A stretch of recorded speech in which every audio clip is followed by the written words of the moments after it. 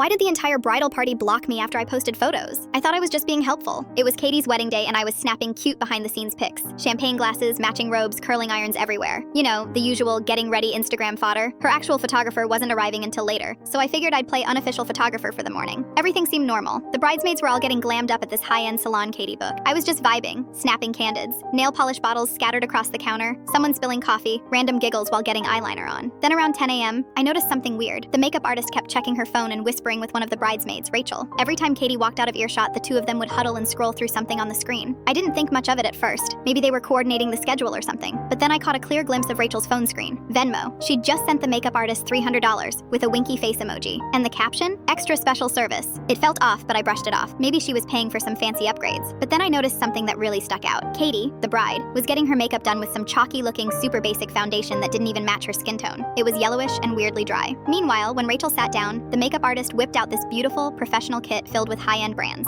Same for the other bridesmaids. We're talking the expensive stuff. Charlotte Tilbury, Pat McGrath, you name it. Katie kept asking if her foundation looked weird. The makeup artist kept brushing it off with, "It'll look better in the photos, natural is in." Then she slapped on this bland beige lipstick that made Katie look washed out. Meanwhile, Rachel got this vibrant berry shade that made her lips pop like a Vogue ad. I kept snapping photos, even more curious now. I made sure to get shots of the makeup kits, the product bottles, and all the girls as their looks came together. Katie looked okay, just not nearly as glam as the rest. At the time, I assumed maybe she wanted a more toned-down look. Later that afternoon, I posted the pics on Instagram, tagged everyone, wrote a sweet caption about how beautiful the bride tribe looked, included some makeup shots, product flat lays, and group photos. Just innocent stuff, I thought. Within the hour, my phone exploded. First, Rachel called, screaming at me for posting without permission. Then the bridesmaids started unfriending and blocking me on everything. Katie texted, asking me to take the post down immediately. I was completely confused, until my cousin called, the one who lives for wedding drama and follows all the messy beauty expose accounts. Apparently, someone screenshotted my post and sent it to a wedding vendor watchdog Instagram page. They zoomed in on one of my photos and spotted Rachel's Venmo transaction in the background, clear as day. That photo went viral. People were roasting the makeup artist in the comments, pointing out the obvious sabotage. The difference in makeup quality between Katie and her bridesmaids was glaring. Someone even pulled up the artist's pricing sheet and realized she charged extra for premium products